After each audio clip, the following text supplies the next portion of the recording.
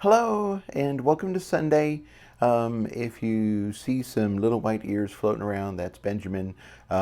He is deciding to alternately either take a nap or be naughty today. So he's already chewed on the wire and tried to walk off with everything, but at the moment he's being quiet and good. So there we go. Mr. Bermuda is asleep in the other room, and he disinclined my invitation to come and see you all. But anyway, he said he was thinking about you, and let him alone because he's napping. Anyway, okay, so vacations at the Dollywood and Harvest Homecoming were absolutely amazing. Oh my God, we had a great time. We took my dad to Dollywood.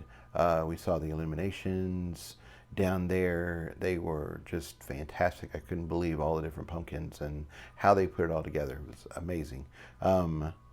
Starting next week, we will be in Walt Disney World. So this is turning out to be quite a lot of vacation. So I've got almost no writing done, and that's okay. So I'm letting the old brain clear out and fumigate and I don't know, get all the dust out, I guess.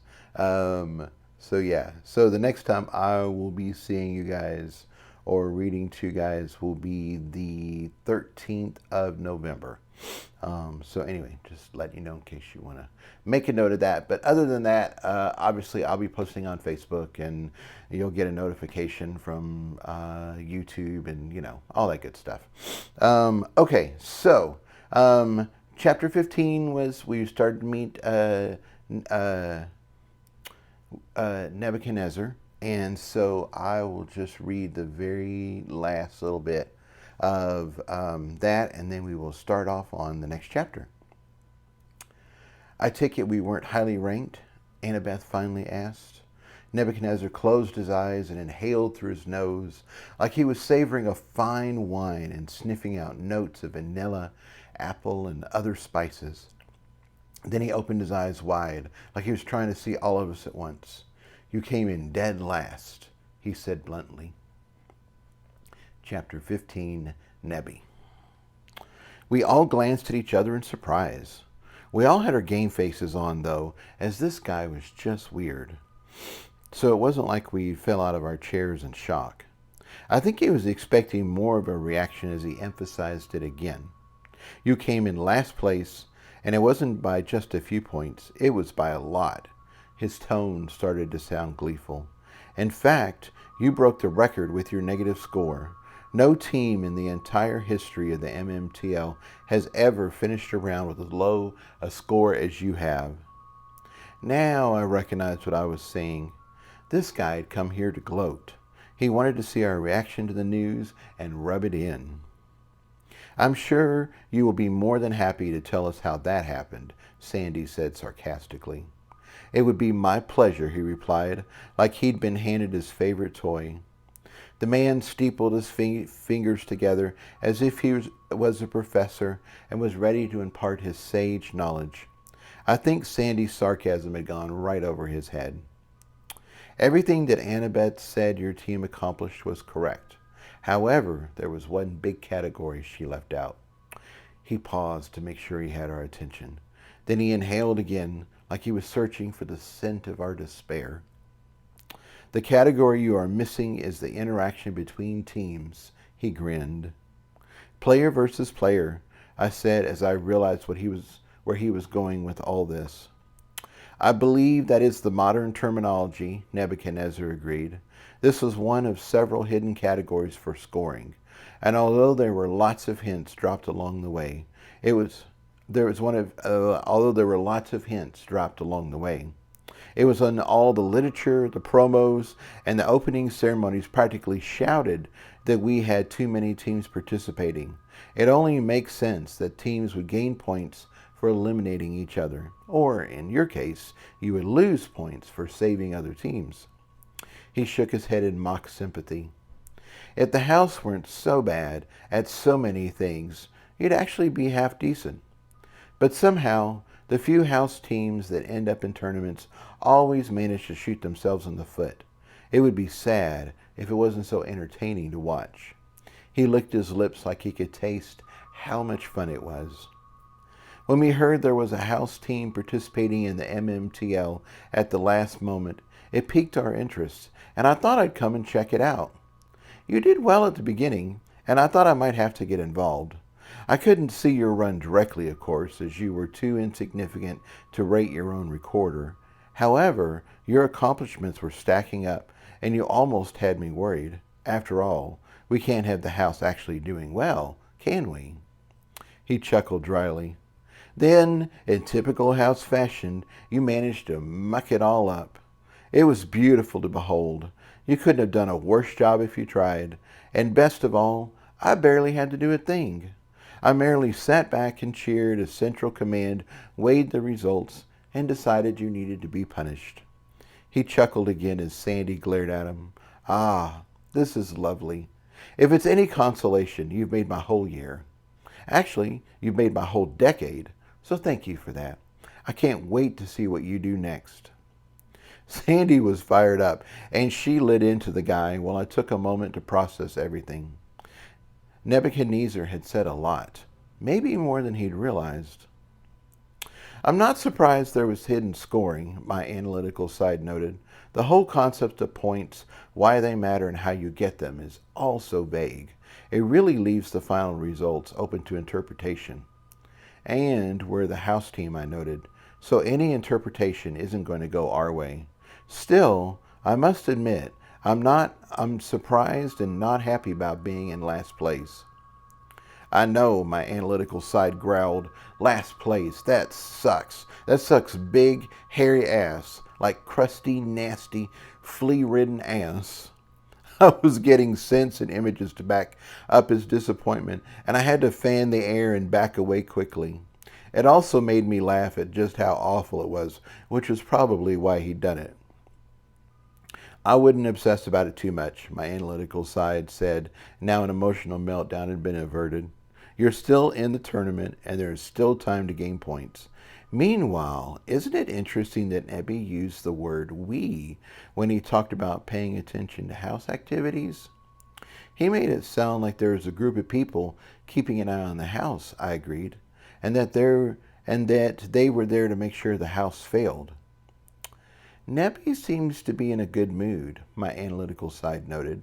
Sandy's getting mad at him, which is only making his day even better. I wonder what else he would tell us if we got him talking. I focused back on the table, and things weren't going well for my crew. Sandy and Annabeth were both upset, and Nebuchadnezzar was eating it up with a spoon. John was starting to get mad that Sandy was mad, so it might not be long before the duels started.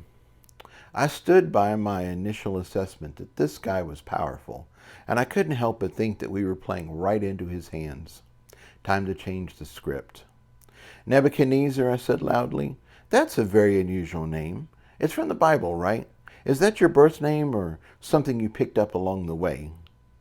The bickering stopped and all eyes turned to me in surprise. My mother was a drunk and a whore, Nebuchadnezzar said calmly, although in some ways she was fairly cunning too. Nebuchadnezzar was a king in the Bible, and she used my name as a reminder to my father that he owed us money. He chuckled at the memory. Actually, my father was a drunk and a whore too. If he wasn't, I'd have never been born. So to answer your question, Nebuchadnezzar is my birth name, and I've kept it because I like it. After all, who doesn't like being named after a king? My analytical side was right. This guy was in the mood to talk. Time to needle him a bit, throw him off his game. It's such a long name, though, I replied. I can't keep calling you Nebuchadnezzar all the time. I think I'm going to call you Nebby for short. My friends call me Neb, he snapped, and for the first time he actually looked a bit irritated. You are not my friend. Yeah, I said, I get that. The thing I don't understand is, why aren't we friends? How did we get off on the wrong foot? You're a house rat, he said. I could never be friends with anyone from the house. House rat, I said slowly, rolling the sound through the air. I've heard a lot about that recently. Is that something your group is involved with? You have? He grinned. Well, good. I'm glad to hear that. It's amazing how quickly it's caught on. Mages can be just as stupid as mundane humans. You don't look smart enough to come up with that on your own, I said, like it was a fact. His eyes narrowed. Listen, Rat, we just speak the truth. Then we make sure the truth gets repeated over and over again. And what is your truth? I leaned forward and gave him a wide-eyed look, like I was hanging on his every word. The truth is whatever I want it to be. He leaned forward too. The house is weak. The house is outdated. The house takes your magic. The people in houses live in holes. He got a big grin. That last one is my personal favorite. If you're in a house, by definition, you aren't living in a hole. Yet it has such a nice mental image that people want to believe it. So they do. People are dumb. His grin got even bigger. It's actually rather refreshing talking to you. I don't have to pretend. You already know you're trash. You live it every day. You know we don't suck, Nebby.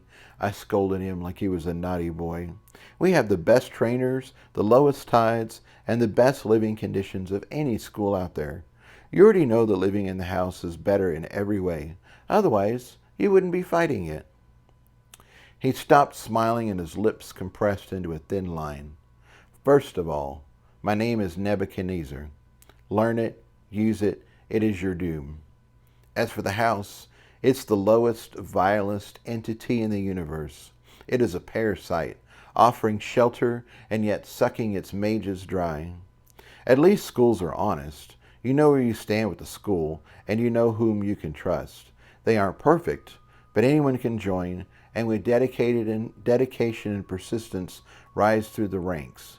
Even institutions like the bank are better than the house. At least they are neutral and are honest about only recruiting top talent. We will destroy the house and all it appears to offer. We have shouted the truth from the rooftops, and the world has listened. Soon its halls will be empty, its magic drained, its walls destroyed. Nebuchadnezzar was practically preaching now, and his eyes flashed. He was almost chanting, like he was summoning destructive magic right here. Soon all the rats that shelter in its rotten holes will be forced into the light, and we will destroy them too. The house will be utterly gone, both root and branch, and we will dance upon its grave. 1,000 years from now, it will be a myth, a whisper, a fable long forgotten, and the few who do remember will be grateful for its passing. He glared at me, and I saw pure malice in his eyes. I don't fault you for being swept up in the wickedness, but I do blame you for being willfully blind to its atrocities. I can see in your eyes that you have chosen to be faithful. Just know that your stupidity will result in your ruin and the ruin of all you care about. Wow, this guy had really gone off the deep end. I should have kept my mouth shut, but I felt Analycket flare up inside me, and I just couldn't. Plus, this guy was spilling his guts. Maybe we'd learn something important. Do you realize you aren't making any sense? I asked him, while Nebby paused long enough to take a breath. You're making a wonderful emotional appeal, but there isn't any substance behind it. You're saying you hate the house, and you're certainly entitled to your opinion, but everything else is just empty words. I'm a new mage, but even I have more sense than that. I would have thought that as an older mage, you'd have learned to be less gullible by now. Oh boy, that got to him. His nostrils flared, and for a moment I thought he might spit fire. Listen, you little snot-nosed street urchin, you know nothing. Nothing. He was practically screaming. I felt Tyler give my arm a cautious squeeze. When you've lived for over 500 years, then you can talk to me. Then you'll have some idea of what the hell is vomiting out of your mouth. Until then, you are nothing. You are less than nothing. You're not even worth the dog shit on the bottom of a shoe. You're a worthless house rat. There is no world where you are comparable to me. I am your superior in every way. You could worship me from dawn to dusk for years on end, and you still wouldn't be worth one breath of my time. You are the lowest of the low, rat. Low, low, low. I really don't like this guy, my analytical side said. He thinks he's all that in a bag of chips, and that gives me an idea. I saw us playing and I chuckled. This could be good. Dangerous, but good. Now, Nebby.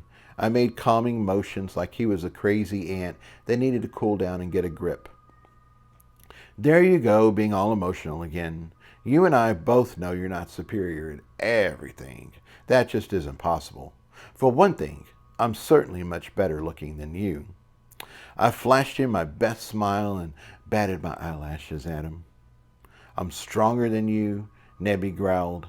I'm faster than you. I'm more powerful than you. In every measurable way, I'm vastly superior to you. There's nothing you can do that I can't do better. I can't believe you're this obtuse. I don't know about that, I said as proudly as I could. There's no way I'd want to fight you, but I still have some mad skills. How about we have a friendly wager to see if I could kick your ass? I gave him an extra big grin. This guy didn't seem to work well with subtleties. He snorted. You're asking me to take your pearls? That would be like taking candy from a baby. I'd love to do that, and your tears would water my soul. What exactly is this mad skill of yours?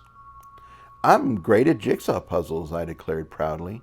I know you think you're fast and all, but I'm good. Really good. Suddenly, all his passion disappeared, and Nebby became calm and cold again. Are you trying to hustle me? He asked. He didn't seem mad, and instead he seemed genuinely curious. Go with the truth, my analytical side suggested. This guy will hook himself. Yeah, I replied with a nonchalant shrug. You were getting all wound up in your propaganda, so I figured you'd make for an easy mark. He laughed, and it sounded normal, but he showed way too much teeth. Little rat, I've hustled more people than you've met in your entire life. You think you're smart, but you're not. You're just young and naive in the ways of the world. I just sat there and smiled back. I'll tell you what, let's forget all the formalities of the hustle. Let's assume we've already made some low-ball wager. I won but didn't play my best. You lost but didn't play your best. Then, like all good hustles, you say what you really want to bet. You already know that I'm confident I'll win. So let's just go for it. He leaned forward in anticipation. All right, kid, what do you want? What are you willing to lose? I thought I'd take your pearls, I said with a smirk. I could use a few more, and since you're an old mage, I think you might have plenty to spare. I figured the odds would be our difference in years. I could take turns on the same puzzle, and we could take turns on the same puzzle, and the winner would be whoever puts together the puzzle the quickest. I'm sure the bank has a timer we could use to keep things fair. You want to wager pearls? He sighed. That just shows how young you are. It's not the money that makes a good wager. Pearls come and pearls go. What you'll remember years from now are the personal things. You remember how you felt when you won or lost. You're an irritating little rat. So I want to remember this wager fondly. I want you to remember it as well, although I want you to cringe at the thought. Take the pearls, for example. I know you're angling for a huge odds and a huge payout. You have what? Maybe 100 pearls to spend? At 532 to 1 odds, you'll end up with over 53,000 pearls. That's a fortune for someone as young as you. And when you lose, and that whole fortune goes up in smoke, it will hurt. He gave me an evil chuckle. Oh yes, it will hurt a lot. I kept smirking at him. The more irritating he was, the more irritated he was, the more he'd probably wager. If I was lucky, we might be able to pay off the bank. I need something more, though, he continued. Pearls don't excite me. He stared deep into my eyes like he was a snake getting ready to strike. I want a finger. Do what? I squeaked. My smirk vanished and Tyler's grip on my arm tightened. I want a finger, he repeated. Whatever he saw on my face seemed to turn him on. He licked his lips in anticipation. I had been feeling confident, but now I was feeling panicked. This guy wanted to maim me. Normally I would take a whole hand, but given the circumstances, that isn't possible. After all, I can't be the one responsible for you withdrawing from the tournament. When you fail, it needs to look like you did that yourself. If you lose a finger, though, you should still be able to continue. Of course, you won't do as well, which will only help my cause. He paused and thought, yes, indeed, a finger will do. That will make me happy. I shook my head. I wasn't about to give this guy anything like that. Pearls were one thing, but this guy was going into crazy territory. It's too late to back out now, he said. This time he wasn't smirking at me. Or this time he was smirking at me. If you don't take up the challenge you laid down, I'll duel everyone in House Louisville other than the two of you that are actually on the team. I'll destroy your whole support structure and tear your friends apart. If you think competing is rough now, wait until you do it on your own. The attitude at the table had been tense, but now it shifted to a whole new level of battle readiness. Sandy and John leapt to their feet. I don't think you'll find us that easy to handle, Sandy said tartly. Nebuchadnezzar never stopped smirking at me. You're a tiny, weak house filled with tiny, weak people, he said. I did my homework before it arrived, and I wasn't impressed. Sure, you had a fight with some two-bit social club of a school and managed to come out on top. But you won't be fighting on that level with me. I've lived for half a millennium, and I have the full faith and backing of the Order of Mehmet. I have skills and powers at a level you haven't seen before. Even your mountain troll is nothing before my might. I will smash him to rubble and water my soul with his blood. I wasn't sure about all that, but I did know this guy was powerful. Even if he's only half as powerful as he thought he was, he'd still be a huge distraction. It was time to regain control of this negotiation. Nebby, I like the way you think. I flicked my fingers in the air like all his threats were just fluff in the wind. If you want to make a memory, let's make a memory. Let's start with the pearls. I want to make this hurt, so I'm going to wager 300,000 pearls. That set Nebuchadnezzar back. The smirk fell off his face. That would come to 159 million pearls, he snapped. I don't believe you have that many pearls to wager, and even if you did, I couldn't accept. And the minuscule chance you win, that would give you a ridiculous amount of resources to work with. I can't go against my order, so we will have to cap the pearls you win at 400,000. That should still be worth your time, and yet not allow an overwhelming advantage. Well, damn. I was hoping to win all the pearls we needed right here. Then in exchange, you will not duel with any of us sitting at the table today or cause us harm in any way. And you won't interfere in the tournament.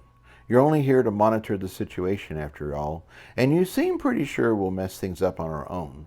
So this is totally in line with that. Nebby looked thoughtful. As long as you and your house are on the grounds of the palace, I will not cause any of you harm. I also won't speak out directly against your tournament efforts, and I won't directly interfere with your tournament experience. I've already planted my ideas in the minds of those I needed to, so it'll be fun to just sit back and watch them grow. Plus, I'm sure you will screw everything up on your own. That is probably a broader concession than I like. So I'll modify my reward a bit. I get to pick which finger. An evil grin spread across his face. And I get to bite it off. Everyone recoiled, including me. Damn, this guy was hardcore. Nebby, you are one sad, strange little man, I told him. I don't know where this weird fetish of yours comes from, but it's easy to see why you ended up in some psycho order. Having someone to hate obviously works for you. I think it's a small, dismal life to live, but it's your life. I think we have a wager as long as you swear on your magic to abide by the spirit of the agreement as well as the actual wording. You won't interfere with us or this tournament as long as we are on palace grounds. That also means you leave the staff alone that serves us. You leave the food alone that we eat. You leave our rooms alone. You butt out of our lives at this tournament and let us either win or lose on our own merits. I can agree to that, Nebby said happily. Too happily. Was he really that confident in his success? Or did he have some way around the spirit of our agreement? It was difficult to tell. Are you sure you want to do this? Tyler asked. The rest of them echoed that sentiment. I think so, I replied. I'm confident I'll win, and we need this guy off our backs. I'm already going to be hard enough winning this tournament without him trying to mess things up for us. Before we actually swore anything, I checked in with my bank crystal. Can you help me finalize our agreement? I asked. Nebby seems way too happy for comfort. Of course, it replied. The bank is an expert in contract negotiations. There are several obvious holes in the statement of intent. For example, Tyler isn't technically part of your house, so he would still be in danger. Also, Bermuda and Mr. Tubbles would be considered a gray area. While I'm sure they can take care of themselves, it would be best to provide sanctuary for them as well. Good thinking, I agreed.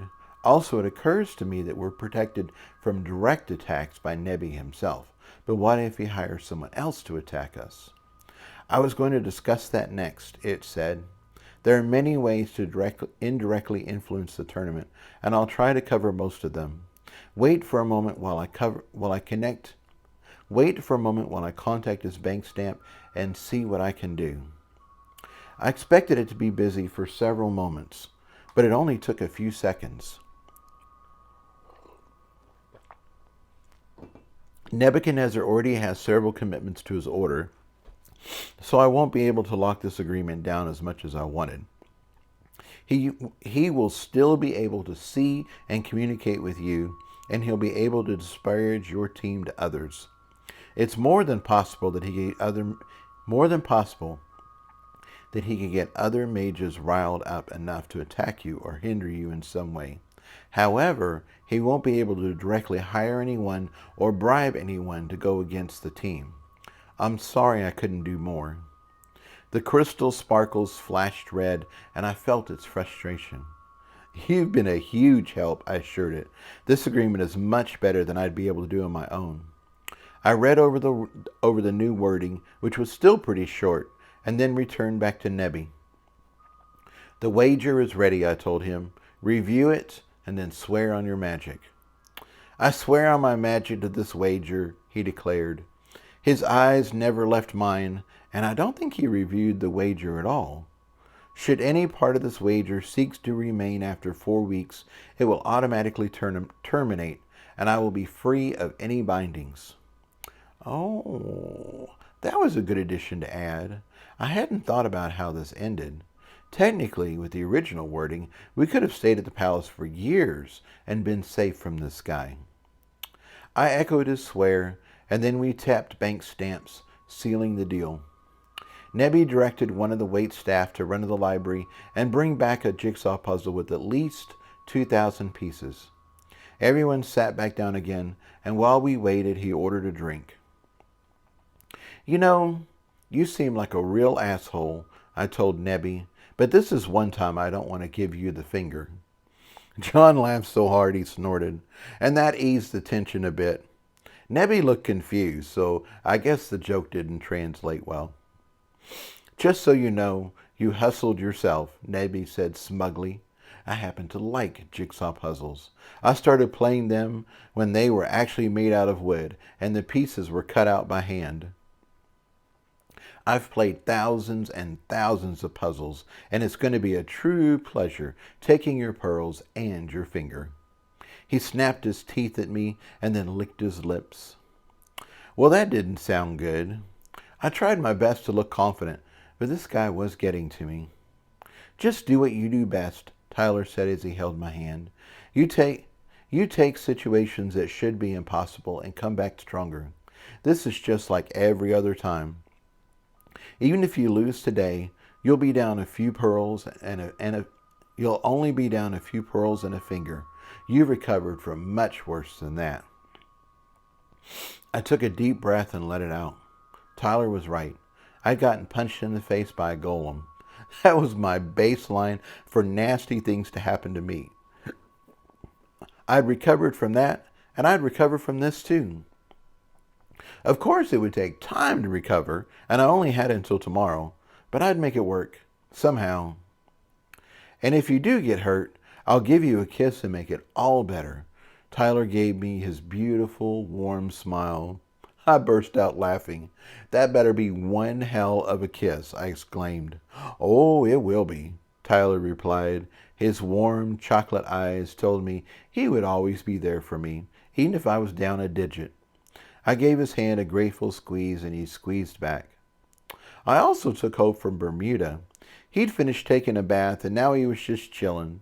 He was casually looking around, taking in the sights and sounds of the buffet, and he didn't seem worried about our nutty visitor. If he was chill, I could be chill too. I took a deep breath and then decided to pump Nebby for some more info. Quick question while we're waiting, I said. What is Mehmet? Mehmet. The others looked at me strangely, but Nebby just sighed. Not what. Who, he snapped. Mehmet is a goddess from Egypt. Her name means she who massacres or the slaughter. So the whole club is themed around mass killing? I asked incredulously. Nebby, I really think you need to find some new friends. It's not a club, he snapped. It's an order, like the Order of the Garter or the Order of Solomon's Temple. We dedicate ourselves to the principles of equality and justice for all the supernatural world. You just said the name of your club is about slaughtering mages, I pointed out. That's not equality and justice. That's being a bunch of mass murderers. Shunning the house and removing it from this world is the epitome of justice, Nebuchadnezzar said piously. It is our life's work, and hopefully soon it will be our crowning achievement.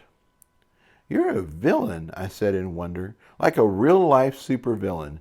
You've got powers, you're crazy, and you think that killing a bunch of people is a good idea. It doesn't get any more villainous than that. You say villain, I say crusader. Nebuchadnezzar shrugged unconcerned. It's just different sides of the same conflict. Are the rest of the buddies in your mom's basement just as crazy as you are? I asked. Nebby seemed confused at the modern terminology, but then I guess the translator sorted it out for him as his face darkened in fury. We're not just some club in a basement, he snarled. We are a sacred order. We have allies and comrades in all organizations and in all levels of power. We are everywhere, listening and planning your doom. We are in the shadows, and we will strike when the house least expects it. You can watch for us, plan for us, defend against us, but it will avail you nothing. Oh boy, this guy was starting to sound all biblical again. He talked about how easy it was to fool other mages, but he certainly drank the Kool-Aid himself. I wasn't sure how many people were actually part of this order. As much as I enjoyed teasing him, it was certainly more than a few people in a basement. On the other hand, this tournament had thousands of mages attending, and yet they had to send him as a special agent? If they had comrades everywhere and were always watching, then he wouldn't have been needed. Secret societies enjoy being secret, so I doubt I'd get a straight answer out of him. And maybe he didn't know himself. He was certainly an older, powerful mage, though, and they were using him as an agent. So that meant that there were probably mages older and more powerful than him running the show. The Grand Matron needed to know about this. I'm sure Sandy would send a message about what we'd learn later. For now, the waiter was back with the puzzle, and it was almost showtime. I couldn't believe how nervous I felt. My mouth was dry, my palms were sweaty, and I felt like I was going to throw up. I should have felt confident, but Nebby had gotten to me. What if he really was as good as what he said? What if he had some sort of magic sight like mine, or some sort of skill that made him very fast at solving puzzles? The guy had been around over 500 years, so he had to have some mad skills. I must have looked as nervous as I felt, as Tyler put his arm around me and pulled me in tight. Annabeth took my other hand and started humming a soothing tune. I took a deep breath and tried to relax. I needed to be alert and loose in order to do my best. I'll go first and show you how it's done, Nebuchadnezzar said with a sinister smile. His eyes were wide and he was obviously enjoying how apprehensive I was. The waiters cleared off half the table to give us room to work, and then gave it a good wipe down to make sure there were no sticky spots to interfere with the challenge. The puzzle itself was a landscape of a castle on a hill. It was pretty, and it didn't seem too difficult. If I was doing it with Tyler, we'd probably split it into 3 sections: the sky, the hill with the castle, and the foreground, which was filled with pretty flowers. Both of us had done lots of puzzles together while I'd been recovering, and we'd used them as a playful way to train our magic senses. We didn't race to get them done, though, as the real fun was in the journey. There was a special kind of joy I received from feeling it all come together. It was like Sudoku in that it just felt right. It made the problem-solving part of my brain very happy. Usually, it would take the 2 of us a little under an hour to finish a puzzle like this, which was pretty amazing considering the average time for a mundane to complete a 2,000-piece puzzle was about 17 hours. I couldn't help but wonder how fast Nebby was going to be. Over 90 minutes? An hour? There are a couple of rules we should agree on before we start, Nebby said. The puzzle challenge starts with the puzzle in a closed box. The challenger starts with both hands flat on the table. Once they raise their hands, the time starts. The time will be recorded by a third-party bank stamp. Once the puzzle is finished, the challenger will need to declare that they are done and put both hands flat on the table again. At that point, the timer stops and the challenge is complete. Do we have an agreement? Yes, I nodded. That sounds reasonable.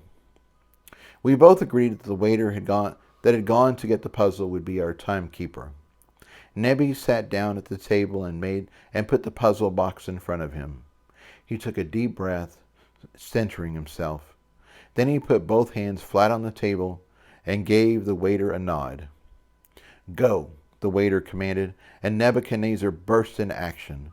The top was off the box, and the first pieces were being sorted before I had time to blink.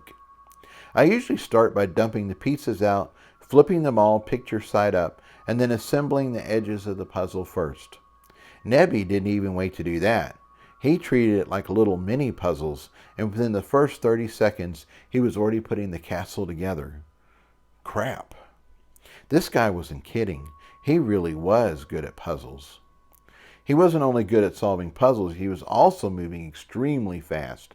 His hands were a blur as he moved the pieces around. The only thing that gave me hope was that he was testing the pieces like a regular person to see if they would fit. The pieces weren't wooden. Instead, they were made of stiff cardboard, like a regular jigsaw puzzle, so he couldn't be too fast or too rough with them. Still, his hands were flying, and he had a great eye for color. He was testing pieces, but it wasn't taking many tries before he found their match. At the end of the first minute, he had most of the pieces sorted and most of the castle together. At the end of the second minute, all the pieces were picture side up and sorted into regions. The castle was completely finished, and he was working on the surrounding hill. The third minute saw the edges of the puzzle assembled, and the clear line where the green hill met the blue sky was complete. The sky had some fluffy clouds, so he used their edges to rough in the clouds and place them in the general location. That didn't leave many white pieces, so he quickly filled in the middle of the clouds before working the rest of the sky around them. At 6 minutes, he had the sky finished, and he was working his way down the hill. Damn. At 8 minutes, the hill was done, and he started in on the foreground. I thought he'd fly through it, but the flowers were small and out of focus. It didn't have nice defined sections like the clouds to work with, so he was having to test the pieces a lot before they found a home. This was the last section, though, and as the number of remaining pieces dwindled, the puzzle started filling in faster and faster. The last piece fell into place, and he slapped both hands flat on the table. "Done," he declared, and the waiter nodded. 10 minutes, 59 seconds, the waiter announced. Nebuchadnezzar looked triumphant as I sat back, stunned. "That is how you hustle a mark," he declared. He announced triumphantly. I had to agree. If I hadn't seen it with my own eyes, I wouldn't have said it was possible to solve a jigsaw puzzle of this size in that time. I had a sinking feeling that one of my hands was going to get mutilated fairly soon. Nebby was watching me, and he grinned as he saw the realization hit home. He clicked his teeth at me and made a point of looking at my hands, like he was trying to pick out the juiciest digit for him to snack on. He was psyching me out, so I looked around at my team for support. What I saw echoed on their faces was the same realization that I'd come to. I was probably going to lose. The timekeeper started breaking the completed puzzle down, so I still had a few minutes to get myself together. I took a deep breath, which usually helped, but it came out shaky. I needed to calm down. "Jason, how many fingers am I holding up?" John asked with a grin. He was holding up both hands with both forefingers tucked back like they were missing. "John," Sandy gasped, "that's not funny." She smacked his arm, but I'd already started laughing. It was ridiculous and dumb, and that was exactly what I needed at that moment.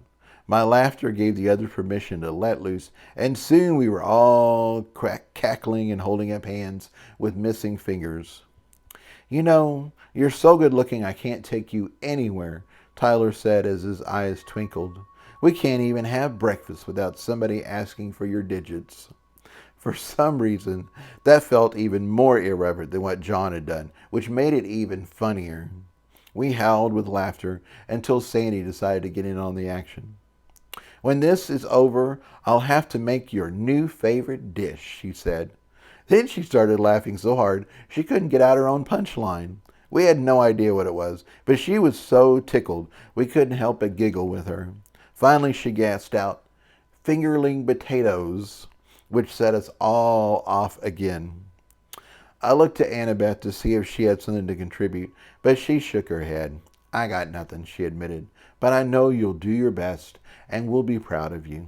She gave me a big hug, and my eyes welled up with tears from all the emotions flying through me. This was intense. The waiter finished breaking down the puzzle, and now it was my turn. I got up and walked back and forth a few times, taking deep breaths. The support coming from my crew was real, and I certainly appreciated the comic relief. I needed to finish pulling it together, though, and come up with a plan. Nebuchadnezzar was enjoying every moment of discomfort, but I ignored him. He couldn't help me or hurt me in this exact moment. My crew got silent, so I ignored them too. This was all about me and my mental space. I needed to find my center, my calm strength, and I already knew how to get there. I sat down in front of the puzzle, closed my eyes, and began with acceptance. I hadn't expected to end up in this situation this morning, but that was okay. Life happens. I accepted that. I hadn't expected to end up last in the ranking and have an old, powerful, crazy maid show up to gloat, but that was okay. I accepted that. I hadn't expected him to be that freaking good. I breathed and accepted that too. I was fighting to keep us together. I was fighting to keep my friends safe. Those were things that were worth fighting for. I breathed and felt the jittery part of my nervousness wash away. I was left with stable excitement. That was good. I could work with that. I called out my 10 surfer dudes and shared the images of what I needed them to do. This has got to be the fastest and most precise you've ever moved. Like, we had to put this puzzle together Superman fast. "Are you ready?" I asked them. They gave me a thumbs up as they lazily surfed through the air in front of me. That seemed like a very appropriate response, given the circumstances. I touched base with T next. I need all the mental speed and clarity you can give me, I told him. Of course, he rustled. Have no doubt. You've got this. Finally, I sank my magic sight into the box of puzzle pieces in bleh. I sank my magic sight into the box of puzzle pieces in front of me. Nebby started grumbling about how long I was taking to get ready, but I continued to ignore him. Instead, I felt the pieces. One side was smooth with the picture, the other side rough. I caressed their edges. I smelled them. I tasted how dry they were, how much space existed between their cardboard fibers. I listened to them, and they sounded happy and eager to help.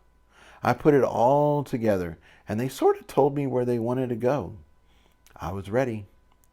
I put both hands on the table in front of me and opened my eyes. Finally! Nebuchadnezzar exclaimed loudly. I looked at the timekeeper calmly and nodded my head. Go, the waiter commanded, and I sprang into motion. My movements were so smooth and fast, even I was shocked. The colors were vibrant and clear. My mind was sharp and focused. T was working his magic. I whipped off the top of the box and immediately started sending commands to my dudes. I didn't have to send words, only images. That piece goes there. My surfers were insanely fast, and I found they were placing pieces faster than I could direct them. So I stopped directing them. Instead, I let them read me and what my magic sight was picking up. They picked out the pieces they wanted to move, and my mental map showed them where they should go. I've always had a flair for puzzles, and my solving mind snapped into place like never before. I wasn't using just regular sight. I was feeling the pieces, and it seemed like the puzzle itself told me how it wanted to be laid out. I just relaxed and let the solution flow. I was the conductor, and the puzzle was my symphony. The pieces flew out of the box and gracefully locked together. There wasn't any trial or error. I knew the piece was going to fit before it even moved. The edge of the puzzle came together first, as that was just the way I like to work. Then I grew the puzzle inward. My magic sight didn't work with colors, so I didn't need to break it up into regions. My surfers grew every open edge at the same time, and the puzzle filled in like frost on a window pane. Done, I declared, and slapped my hands flat on the table in front of me. I looked up, and everyone was frozen with shock. 26 seconds, the timekeeper finally stammered, and my crew erupted with joy. I was so surprised that I just sat there. It had seemed like minutes, not seconds. Tyler was so excited he jumped in the air and yelled in pure excitement.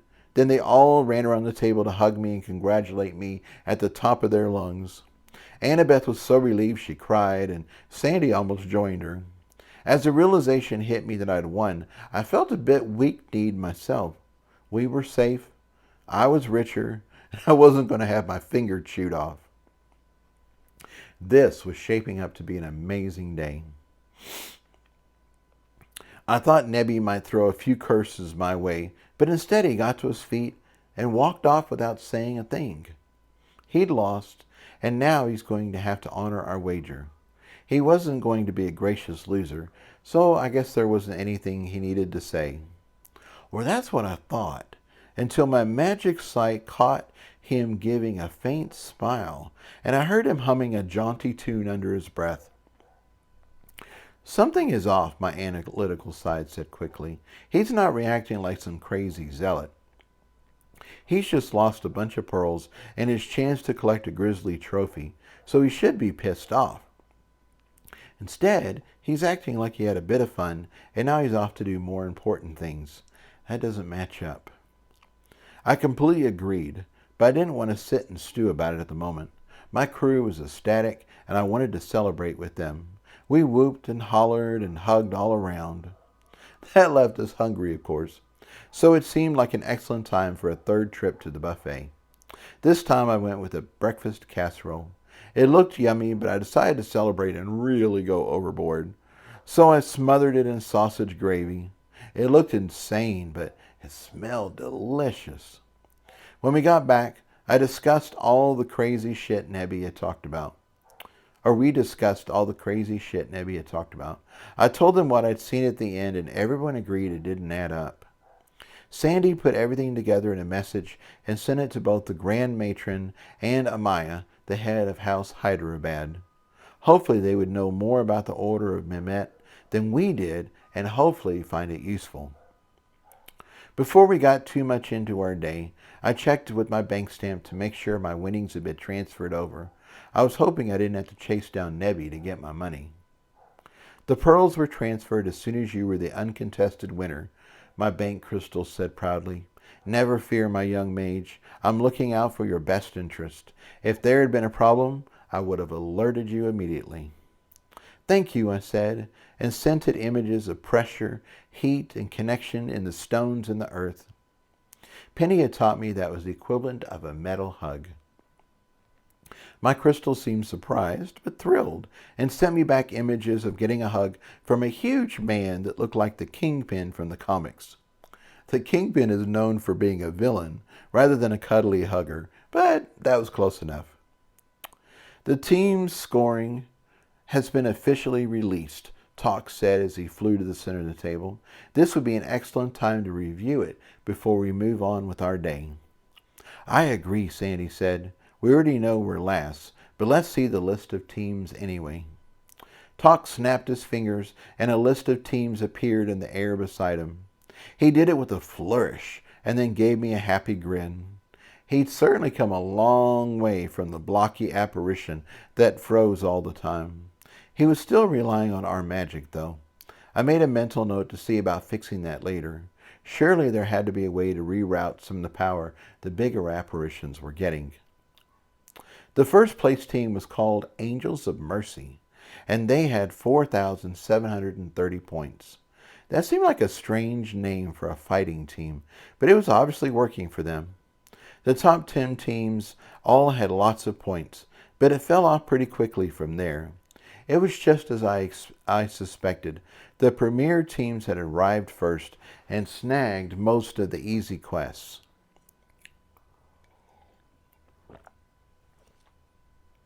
I could tell because Talk had not only provided the scoring, he'd also added columns showing the number of quests, main stories, orcs, and player kills.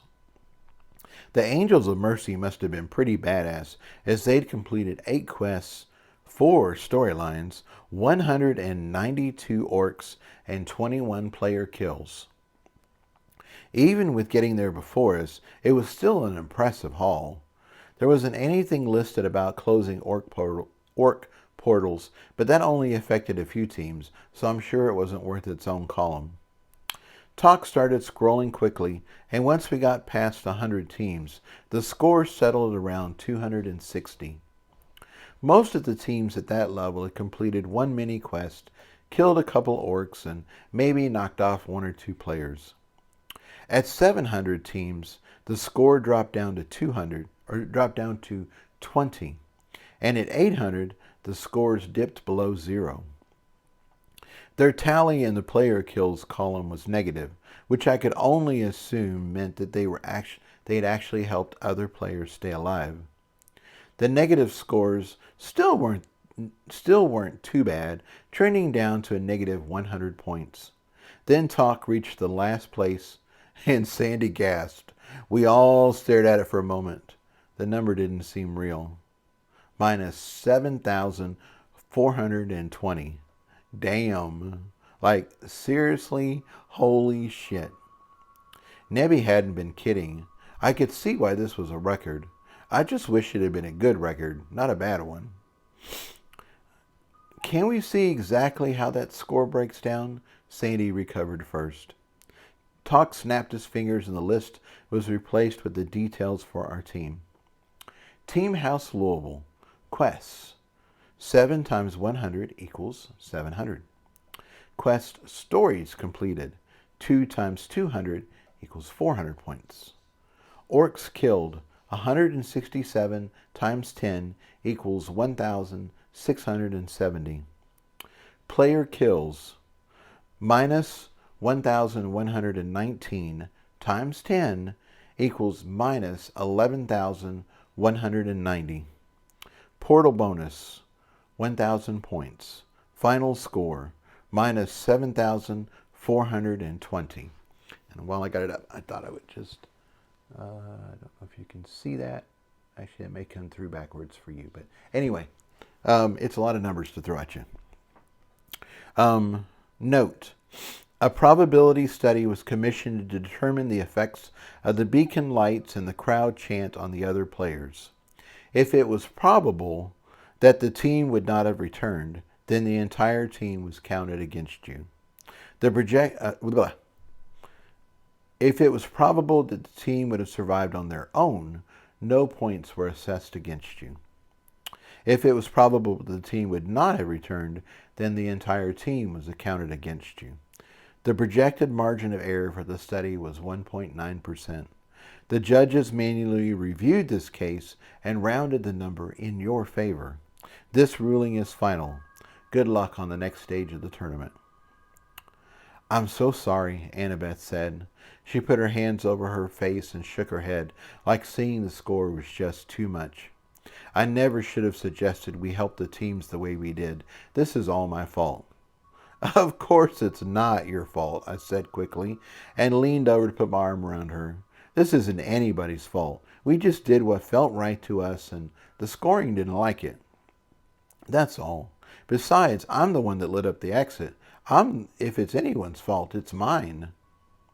Annabeth protested that it was really her fault, and I told her no, it wasn't. It was mine. She just needed to talk for a bit to process the score, and I didn't mind hashing the same thing over a few times. The others just sat back, ate, and let us talk it out. Unlike Annabeth, I felt strangely calm about coming in last. It was what it was. There was nothing I could do about it right at that moment. It just meant that we had to try harder in future quests to get our score up. At some point, a low score would kick us out of the tournament, but hopefully it wouldn't be for a few more rounds yet. There was time to bring it up. I started having a bit of fun with our back and forth, and every time it was my turn, I exaggerated more and more. It wasn't just the score that was my fault. This whole tournament was my fault.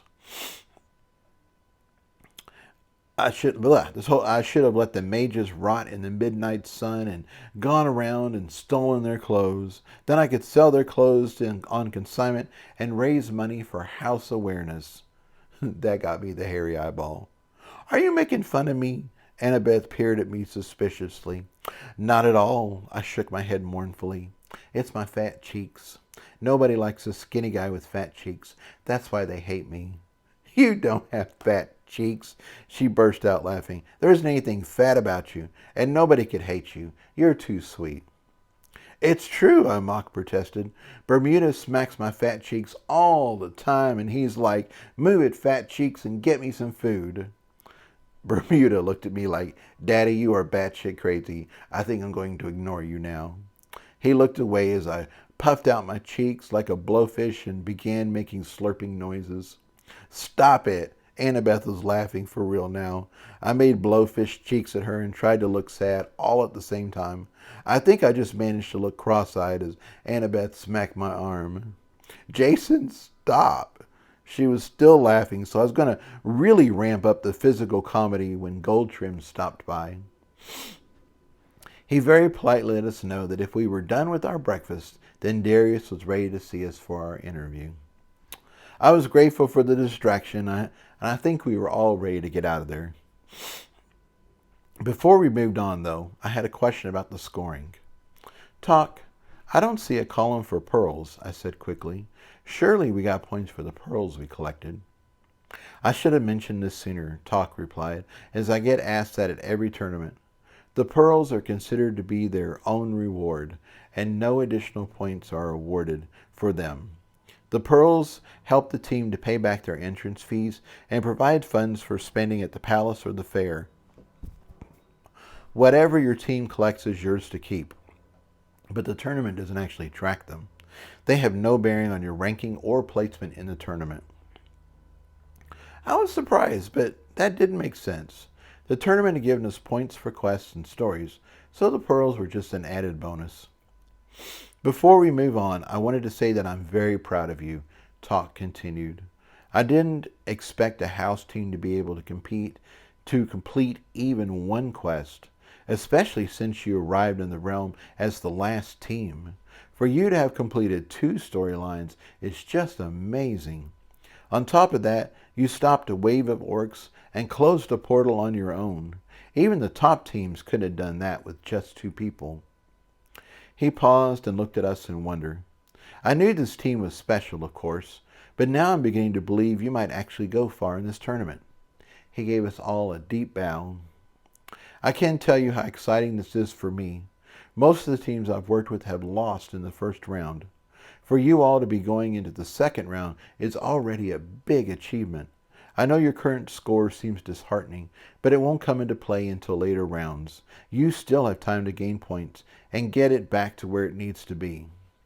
If you look at your positive scores, you made 3,770 points, which would put you in the top 10. I know you'll do better next time, and I'll be here to help you every way I can. I wouldn't worry too much. You'll be back to 0 points in no time. I appreciated the pep talk, but the thought of doing all that work just to get back to 0 didn't exactly fill me with hope and joy. Still, it seemed to have inspired Annabeth. She seemed to be out of her funk, and she wasted no time telling Talk just how cute and amazing he was. Talk then told Annabeth just how cute and amazing she was, and they probably could have gone back and forth for a while, but Sandy got to her feet and said it was time to go. Bermuda decided he was done with all this chatter and hopped into my throne room to get some quality nap time. Sandy started tipping the waiters, and I got ready to stand up when Annabeth grabbed my arm and gave me a serious look. Jason, can you ask T to give me night vision? Of course, I replied. I was surprised as this seemed to totally come out of the blue, but it was an excellent idea. I'm sure the last quest won't be the only dark environment we end up in, she explained. Explained. If both of us can see at night, it would give us a real advantage. Plus, if we end up in a situation like last time, I'll be able to see the exit on my own. Then you won't have to light up a tower, and we won't lose points for saving mages. Ah, that's where this was coming from. She was still feeling bad about our last place finish. I wanted to ask you this morning, she continued, as I know it takes a while for the changes to happen. If it's possible, I wanted to get started sooner rather than later. Maybe it will be ready for the next quest, and if not, the quest after that. I nodded to let her know I agreed with her as I reached out to T. T, can you do this? I asked. Normally her aura would shut you out, but we've sworn to each other, so it shouldn't be a problem. I think so, he replied hopefully. I should be able to use her magic to grow the spores and make the necessary changes. Then let's try it, I said. The only thing is, the spores make people really loopy, and I can't have her tripping out of her mind tomorrow at the quest. Start off slow, and let's see how she reacts. That shouldn't be a problem, T replied, after her eyes are adjusted. Do you want us to work on the rest of her? I know that she's already done a lot with her healing charms, but my grove can do so much more. Absolutely, I said. Don't stop until she's the best she can possibly be, but do it slowly enough that she can still fight. I quickly relayed what T had said and passed over 3 Ents to get started. I'd keep an eye on her and see if she could handle, and if she could handle more, I'd add more later. I left the table feeling excited. Sure, we were in last place, but now Annabeth was going to get stronger and stronger as we went along. She'd already done so much with the training, her singing and her healing runes, but T and his grove were on a different level. He could so much more than heal. Wow, okay. She had already done so much with training, her singing, and her healing runes, but T and his grove were on a different level. He could so much more than heal. He transformed my body to be the best it could possibly be, and hopefully he could do the same for Annabeth. All right, so next time we will pick up on chapter 16. All right, I hope you guys have a wonderful time, and I will talk to y'all later. Bye.